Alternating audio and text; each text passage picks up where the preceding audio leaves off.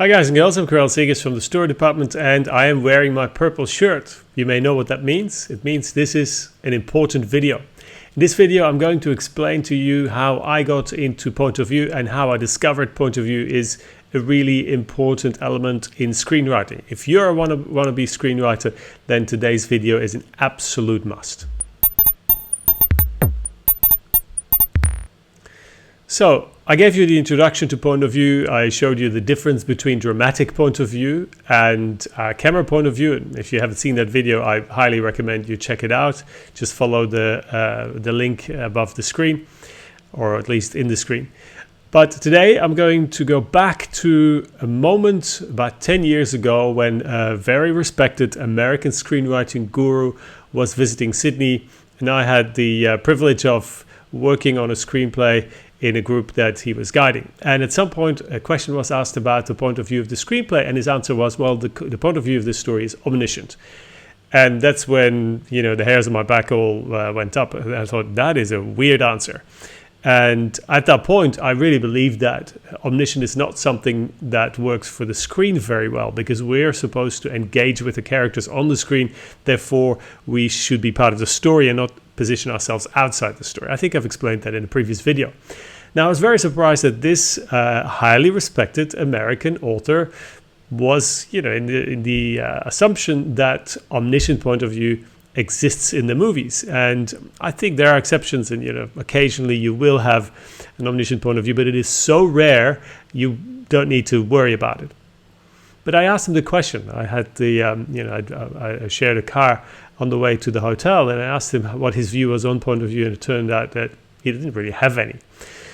And then I gave him an example. I referred to Die Hard, a particular scene in Die Hard which was fresh in his mind, and he considered it, and he admitted that, you know, he had not realized that point of view is pretty critical, and there is no such thing as omniscient point of view in the movies. Today I'm going to give you two examples. I'm going to give you that scene from Die Hard that made it clear for me, and I'm going to give you another one that reinforces that idea.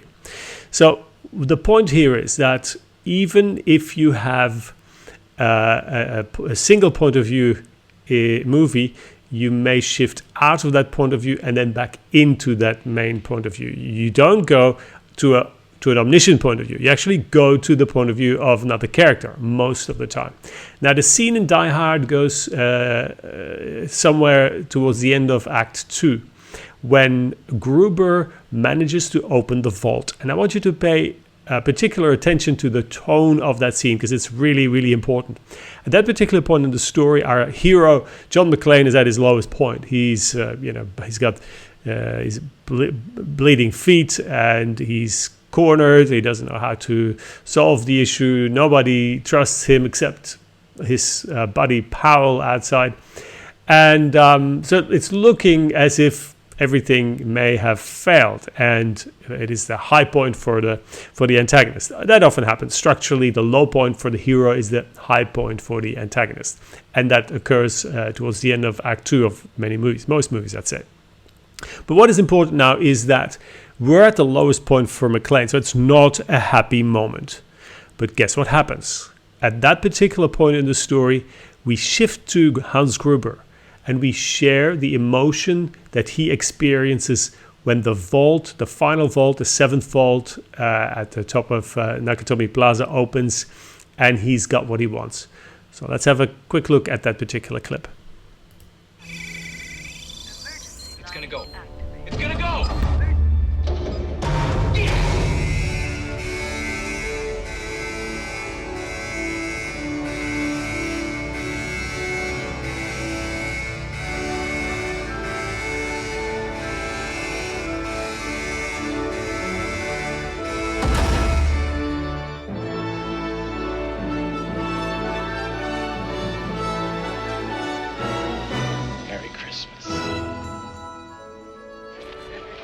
Bastards are probably pissing in their pants right now. Mayor's gonna have my ass.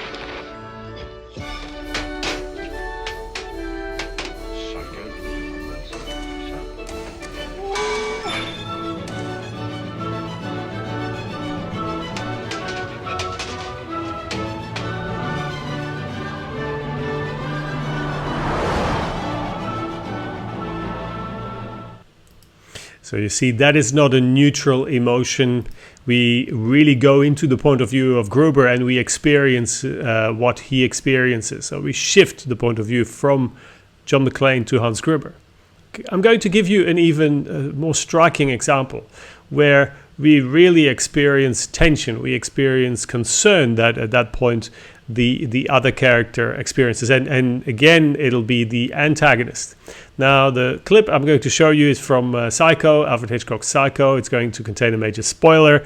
And that's okay, because if you haven't seen that film, that's a shame. You should have seen it. You should have watched it. You need to know your classics so we can talk about them and learn. In Psycho, Marion Crane, the main character, is killed. So there you have it. And at that point, we shift point of view in a rather dramatic way. And it's interesting that the character we shift to is a paranoid schizophrenic. It seems as if Hitchcock's actually doing to us, the audience, what he does or what nature does to the character of Norman Bates, because, you know, paranoid schizophrenics take on different personalities. This is exactly what we do in that movie, and it's not typically what you would try to achieve as a filmmaker, but that's what Hitchcock does. Hitchcock loved those psychological games. So we shift from Marion Crane, our hero, who has just been killed, been slaughtered in a rather bloody way, to the antagonist. And guess what? We empathize with that character of Norman Bates. Let's have a look at the scene in question. Is where he gets rid of the car. In the trunk is the body of Marion, and we witness as the car goes into the swamp. And obviously, seeing the scene in isolation will have less effect than when you watch it in the theater or, you know, in the film in its entirety. But you will agree with me that we do share the concern of this character of will the car go down or not. And you may have noticed in the previous clip, some of you have requested I add the script excerpts to the video as some other YouTube channels do. And it's possible, so I've done it this time around. Now, it's not the original screenplay. I've adjusted it because in the script that is available, there's talk of an airplane in the air, and that's not the case in the final film. So the script is slightly amended, but it gives you an idea of how you would write this scene. Let's have a look.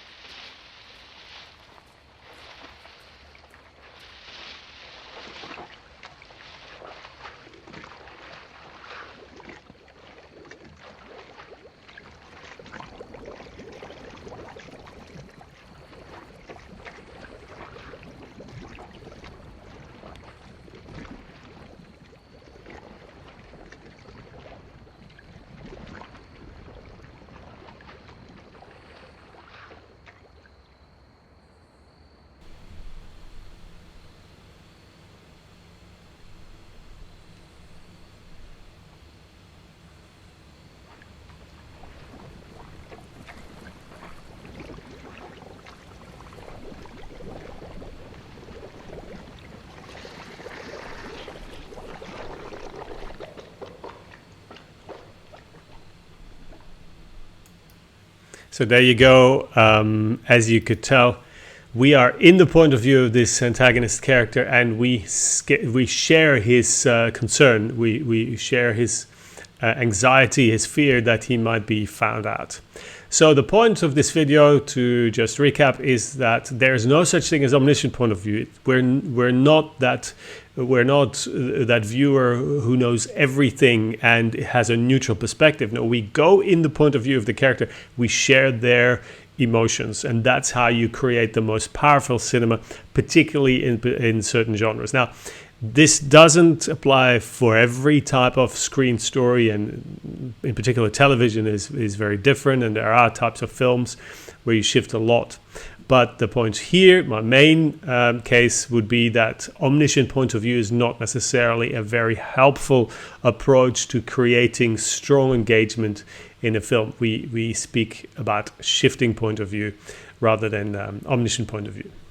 I hope that was helpful to you. Check out our other videos about point of view. There'll be more coming. I created a playlist to make it easy for you, and I'll also make an effort to have those scripts rolling under the video if possible. It takes a little bit of work, but it's rather satisfying. So if you enjoy this stuff, please subscribe to the channel, and I'm hoping to see you next time again. Until then, bye.